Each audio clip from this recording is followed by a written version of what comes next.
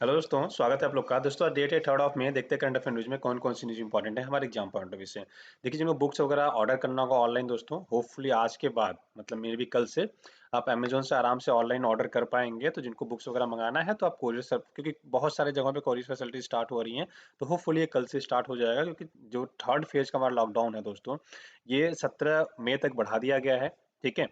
तो आपसे इतनी रिक्वेस्ट है कि अभी भी stay home, be safe, save your family और 17 मई तक एटलीस्ट घर में बैठिए, घर पे रह के पढ़ाई करिए। हमने वेरियस कोर्सेज आपके लिए लॉन्च किए हैं, ठीक है? तो आप उसे ज्वाइन कर लीजिए। कोविड-19 हमने 10% ऑफ भी दिया है, तो आप उसको ज्वाइन करके आराम से पढ़ सकते हैं। अभी रिसेंटली हमने सीसेट का कोर्स लॉन्च किया है, ठीक है? बहुत सारे बच्चों को डर लगता है रीजनिंग से, मैथ से, राइट? बोधगम्यता से, रीडिंग कम्प्रहेंशन से। तो हमने बहुत ही कम दाम पे आपके लिए पैकेज लाया है दोस्तों, 499 पे पैकेज है ये। आप आराम से इसको ज्वाइन कर लीजिए, आराम से पढ़ाई पर अपनी करते रहिए। प्रीलिम्स का डेट होपफुली मतलब कैंसिल होना चाहिए, ठीक है? यूपीएससी की तरफ से भी नोटिफिकेशन नहीं आया, तो उन्होंने बोला 3 तारीख के बाद हम नोटिफिकेशन जारी करेंगे और पॉसिबल भी नहीं है क्योंकि 17 तक लॉकडाउन है और 13 दिन में, और वो ऐसा भी नहीं पता कि हमें 17 के बाद लॉकडाउन बढ़ेगा कि घटेगा, राइट? मतलब बंद होगा। तो इसमें लॉकडाउन ये याद रखिएगा, सडनली हम ट्रेन नहीं चला सकते, सारी चीज़ें नहीं चला सकते क्योंकि जो जिनका सेंटर मान लीजिए दिल्ली है और वो पटना रह रहा है, राइट? तो पटना से दिल्ली जाने के लिए ऐसा तो नहीं है कि फ्लाइट चला दोगे तो लोग फ्लाइट पकड़ के जाएंगे। ट्रेन भी चलाओगे तो ट्रेन में भी तो एक साथ इतने लोग को आप कैरी नहीं कर सकते, तो इतना पॉसिबल नहीं है। एटलीस्ट 1 महीना तो और टलेगा ही टलेगा प्रीलिम्स का एग्जाम, ठीक है? जो बिल्कुल नए हैं वो एनसीईआरटी से अपना दोस्तों वीडियो पैक स्टार्ट करें, ठीक है? उसके साथ साथ हमारे वेरियस पैक है जिसपे आपको 10% ऑफर भी मिल जाएगा, ठीक है? तो हमारे आप चाहे तो अलग अलग पैक चाहे तो ज्वाइन कर सकते हैं। स्टार्टिंग में NCERT, polity, history, essay, CSAT, current affair crash course. उसके बाद आपका द हिंदू का ए डिस्कशन भी हमारे, जिसे आप चाहे तो ज्वाइन कर सकते हो। देखो करंट क्रैश कोर्स का क्या है कि 18 मंथ का बेसिकली हमने current affair crash course cover किया है।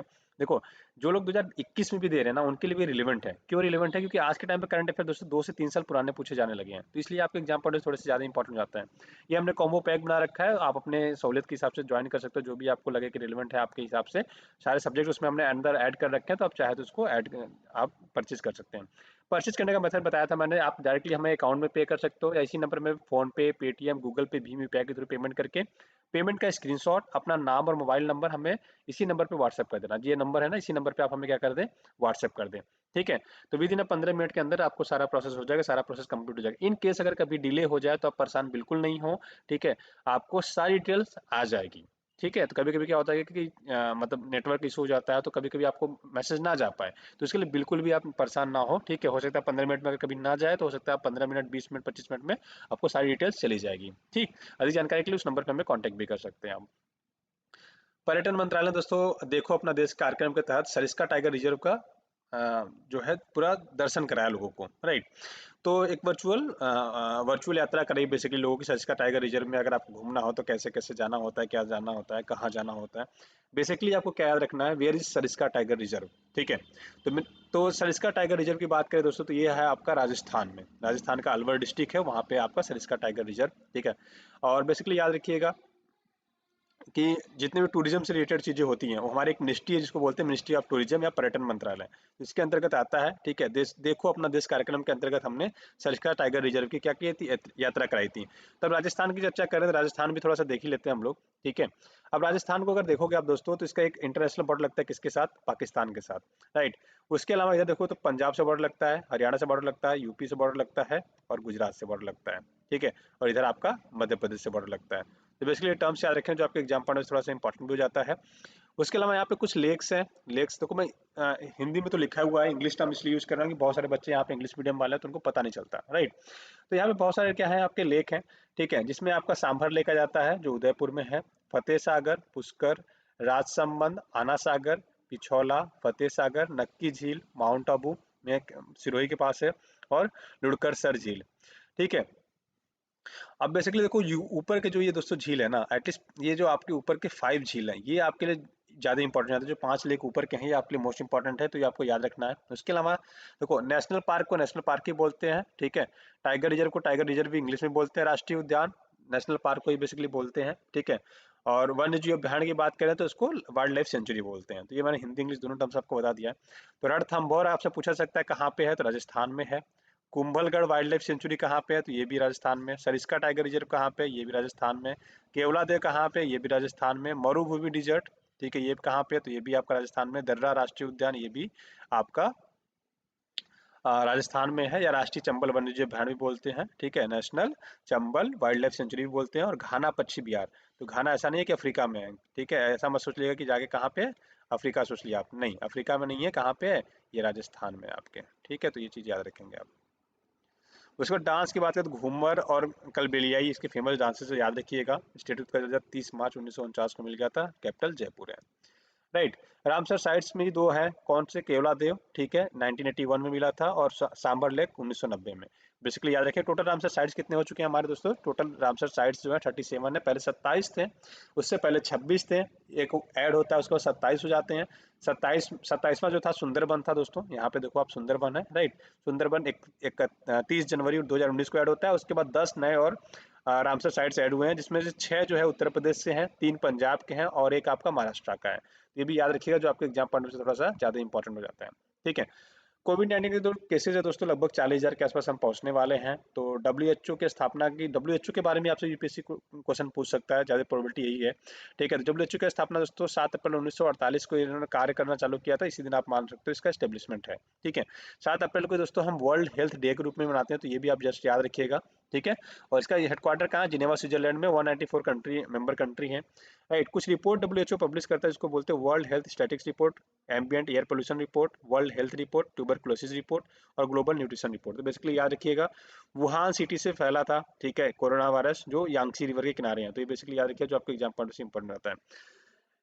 अब महाराष्ट्र दिवस या गुजरात दिवस दोस्तों मनाया गया 1 मई को, ठीक है।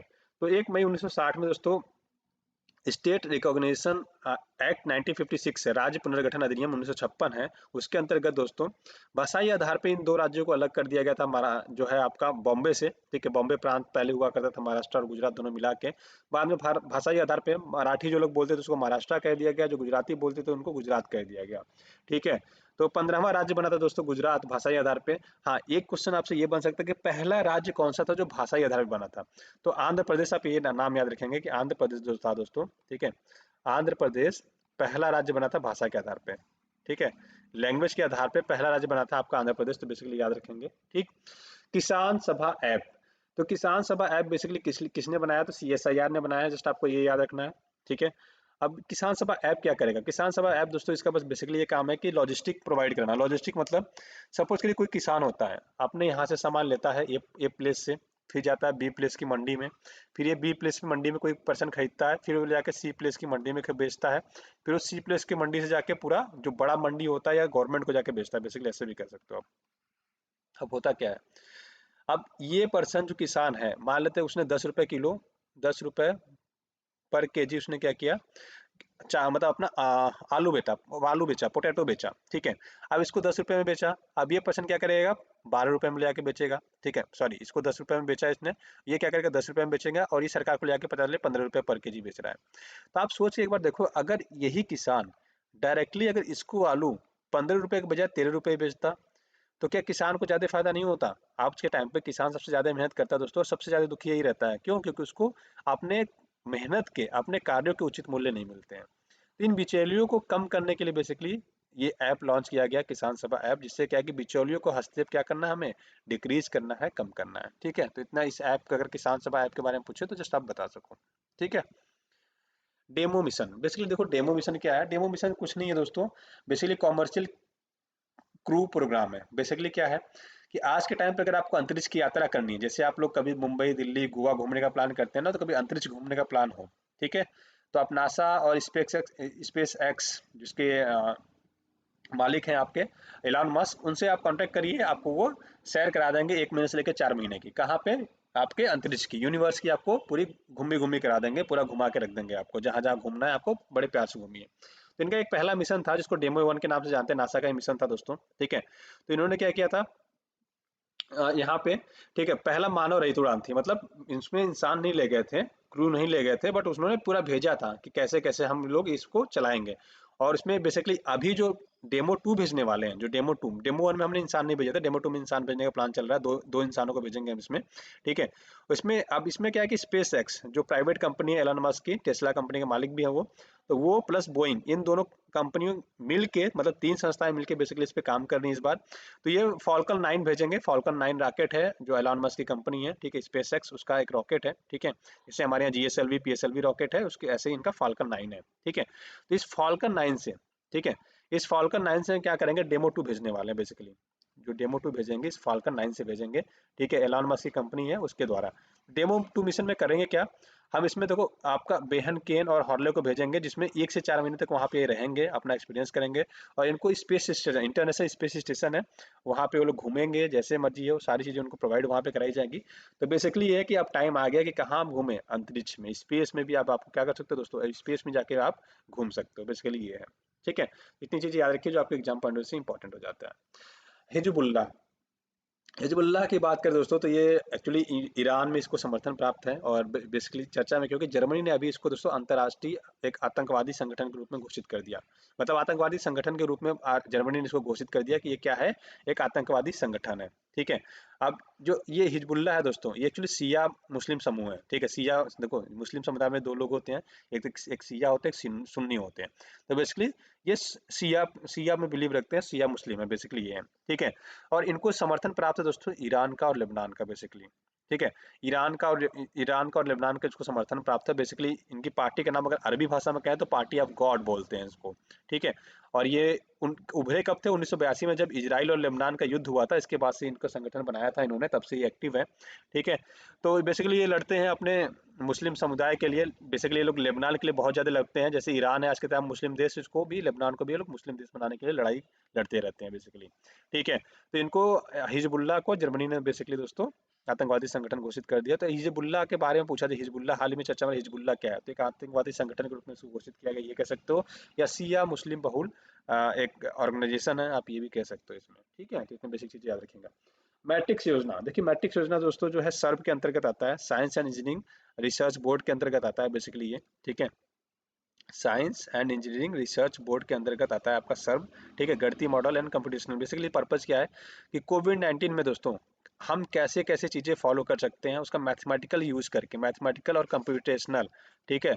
मैथमेटिकल और कंप्यूटेशनल दोनों यूज करके हम क्या कर सकेंगे, मैथमेटिकल और कंप्यूटेशनल चीज़ें यूज करके हम बेसिकली ये बताएंगे कि हमारा जो है आने वाले टाइम में हमें किन बातों का ध्यान रखना है, अभी क्या हमें प्रिकॉशंस लेने हैं, इन सारी चीज़ों पे क्या करेंगे, ये लोग अपना विचार देते हैं, बेसिकली यही है, ठीक है। ये चीज़ याद रखेंगे।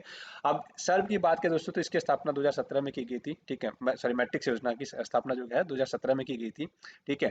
तो इतना बेसिकली याद रखिए, मैट्रिक्स का फुल फॉर्म है mathematical research impact and centric support scheme, basically इसका नाम है, ठीक है। और ये आपका डीएसटी के अंतर्गत आता है, department of science and technology के अंतर्गत आता है आपका सर्व, ठीक है। तो ये बेसिकली याद रखेंगे, जो सर्व है दोस्तों भारत सरकार के डिपार्टमेंट है, department of science and technology, उसके अंतर्गत ये काम करता है। तो इतनी बेसिक चीजें याद रखेंगे, ठीक है। जन औषधि सुगम सुगम, ठीक है, जन औषधि सुगम की अगर हम बात करें दोस्तों, तो बेसिकली क्या है कि ये नागरिकों के लिए ऐप है, जिसको भी प्रधानमंत्री जन औषधि केंद्र जाना हो, ठीक है। अब होता क्या है कि हम अगर मान लेते हैं हम शहर में रह रहे थे, अपने गांव आ गए, ठीक है, हमें दवाई लेनी है, जन जन औषधि केंद्र जाना है, ठीक है, हमें जन औषधि केंद्र जाना है और हमें पता नहीं है, ठीक है। तो हम जन औषधि केंद्र का पता लगाने के लिए हम इस ऐप का यूज करेंगे, और ये ऐप हमें बता देगा गूगल मैप के थ्रू कि आपके आसपास, आप अगर यहाँ रहे तो कहाँ कहाँ जन औषधि केंद्र है, कौन सा आपके नजदीक है, कौन सा दूर है। ये सारी चीजें कौन बता देता है, आपका ये जन औषधि केंद्र बता देता है बेसिकली, ठीक है। तो जेनरिक और ब्रांडेड दवाओं की एमआरपी तक में की डिटेल्स ये दे देता है आपका ये ऐप सुगम, ठीक है। अगर आप ये दवा लेते हो तो इसकी एमआरपी ये है, इतने के आसपास आपको मिलना चाहिए।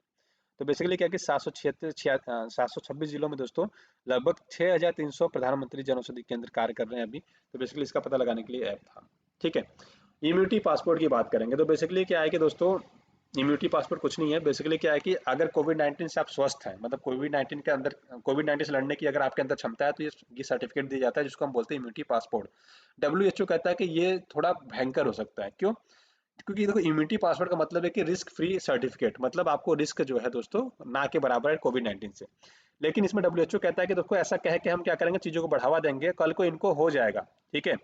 इनको कल को अगर हो जाएगा, और ये बहुत ज्यादा प्रमाणित भी नहीं है कि आपको नहीं होगा, ठीक है, और कोविड-19 आपको हो गया तो फिर ये सारे चैन हमारे बिगाड़ देंगे। प्लस दूसरा ये भी है कि इनसे क्या होता है कि एंटीबायोटिक उनकी हो सकता है कि कोविड-19 के खिलाफ विकसित ही ना हो पाए और ये फिर दोबारा से संक्रमित भी हो जाए, या जो संक्रमित से ठीक हो चुके हैं, जो ठीक भी हो चुके हैं, वो दोबारा से भी संक्रमित हो सकते हैं, इसका भी खतरा रहता है। ठीक है? तो ये सर्टिफ़िकेट ना ही दे तो ज़्यादा अच्छा है बेसिकली।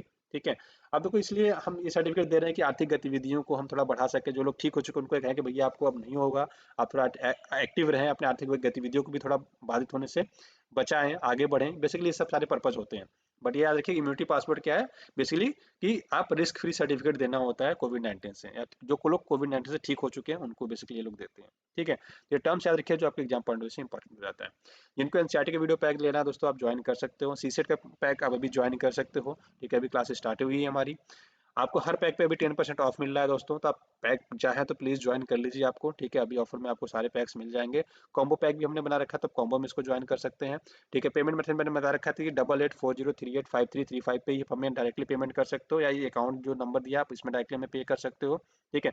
पेमेंट के बाद पेमेंट की स्क्रीनशॉट अपना नाम और मोबाइल नंबर भेज देना इसी नंबर पे फॉर रजिस्ट्रेशन। विदिन 15 मिनट के अंदर सारा आपको वीडियो और प्लेलिस्ट मिल जाएगा आपको, ठीक है? तो आज की वीडियो में दोस्तों बस इतने रखते हैं। आशा करते हैं वीडियो पसंद आया होगा। पसंद आया तो अपने दोस्तों के साथ लाइक से सब्सक्राइब करना ना भूलिएगा। वीडियो देखने के लिए बहुत बहुत धन्यवाद। आपका दिन शुभ हो। Thank you so much. Have a great day.